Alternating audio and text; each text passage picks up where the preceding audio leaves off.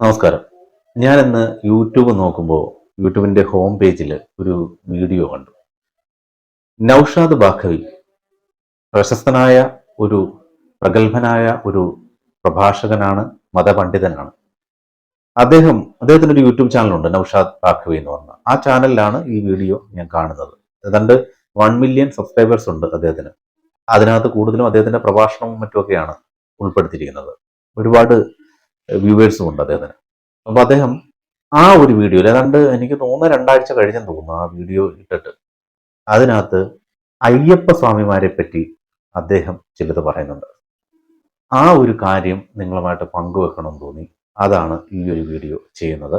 ആദ്യം ആ മതപണ്ഡിതന്റെ നൗഷാദ് ബാഖവി അദ്ദേഹം അയ്യപ്പ സ്വാമിയെക്കുറിച്ച് പാടിയ പാട്ടൊന്ന് കേൾക്കാം. ഇരുമുടി താകി ഒരു മല താകി ഗുരുവിനമേ വന്തോ, ഇരുവിനെ തീർക്കും യവനയും വെല്ലും തിരുവടിവേ കാണവന്തോ, പള്ളിക്കെട്ട് ശബരിമലയ്ക്ക് കല്ലും മുള്ളും കാണിക്കമത്ത് സാമിയേ അയ്യപ്പോ അയ്യപ്പോ സാമിയേ.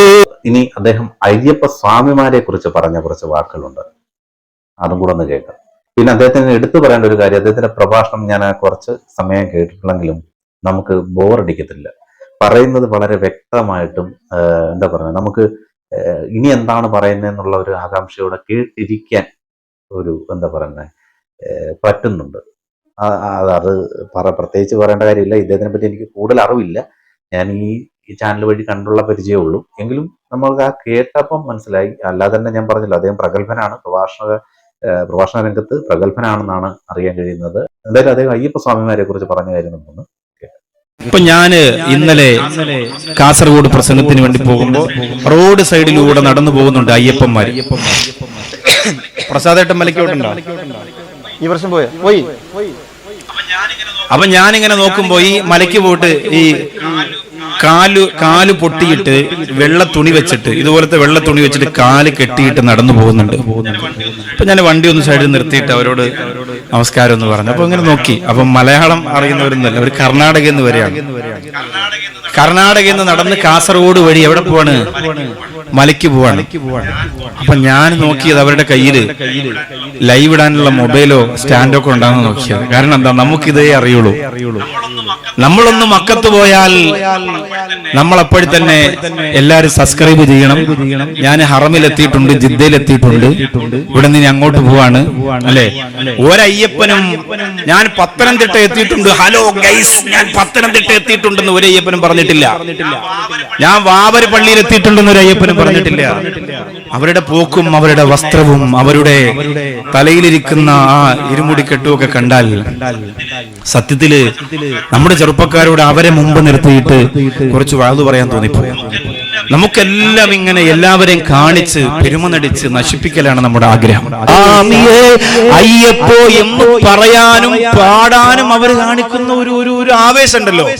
അവർക്ക് ഞാൻ ഈ പോകുന്നത് ആര് കണ്ടാലെന്താ, എന്റെ തലയിലിരിക്കുന്നത് ആര് കണ്ടാലെന്താ, ആര് കണ്ടില്ലെങ്കിൽ എന്താ, ആര് ഫോട്ടോ എടുത്താൽ എന്താ, ആര് ഫോട്ടോ എടുത്തില്ലെങ്കിൽ എന്താ, അങ്ങനെ പോവാണ്. കാല് പൊട്ടുന്നുണ്ട്, രക്തം വരുന്നുണ്ട്, തുണി വെച്ച് കിട്ടുന്നുണ്ട്, അങ്ങനെ നടക്കന്നെ.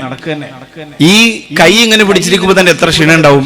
പിന്നെ ചിലരങ്ങനെ പ്രാക്ടീസ് ആവും, കുറെ നടക്കുമ്പോ അതങ്ങനെ തലയിൽ വെച്ചിട്ട് അങ്ങനെ തന്നെ പോകലുണ്ട്. സത്യം പറഞ്ഞാൽ അവരോട് ബഹുമാനം തോന്നിപ്പോവാണ്.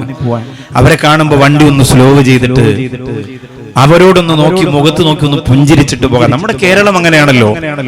പലരും അതിനെ വേറെ രീതിയിലേക്ക് ആക്കാൻ ശ്രമിക്കുമ്പോഴും നമ്മുടെയൊക്കെ ഉള്ളിൽ ഇതുപോലെ ഇവിടെ ഇരിക്കുന്ന പ്രസാദിനെ പോലെ അല്ലെങ്കിൽ മറ്റു വേദികളിൽ ഇരിക്കുന്നവരെ പോലെയൊക്കെ നമ്മുടെ മനസ്സിനൊരു വലിയ സന്തോഷം ഉണ്ടാവും. ഈ അസുഖം എന്നൊക്കെ പറയുന്നത് എപ്പോഴും നമ്മൾ ആലോചിക്കേണ്ടത് അത് ഒരു മതത്തിന് വേണ്ടി മാത്രം വേർതിരിച്ചു കൊടുക്കുന്ന ഒന്നല്ല, എല്ലാവർക്കും വരുന്നതാണ്. നമ്മളെല്ലാവരും സഹകരിക്കുകയും അവരുമായി ബന്ധപ്പെട്ട് സഹായിക്കുകയും പലവിധ വിഷയങ്ങൾ ഇടപെടുകയൊക്കെ ചെയ്യണം നമ്മൾ. ഈ അയ്യപ്പന്മാരെ കുറിച്ച് പറയുന്ന കുറച്ച് കാര്യങ്ങൾ അത് മതസൗഹാർദ്ദമായിട്ടുള്ള ഒരു കാര്യം ആയതുകൊണ്ടാണ്, അല്ലെങ്കിൽ അത്തരത്തിൽ നല്ലൊരു വാക്കുകൾ, മതസൗഹാർദ്ദപരമായിട്ടുള്ള വാക്കുകളാണ് അദ്ദേഹം പറഞ്ഞത്. അതുകൊണ്ടാണ് ഈ ഒരു വീഡിയോ നിങ്ങളുമായിട്ട് പങ്കുവച്ചത്. മറ്റൊരു വീഡിയോ വീണ്ടും. നന്ദി, നമസ്കാരം.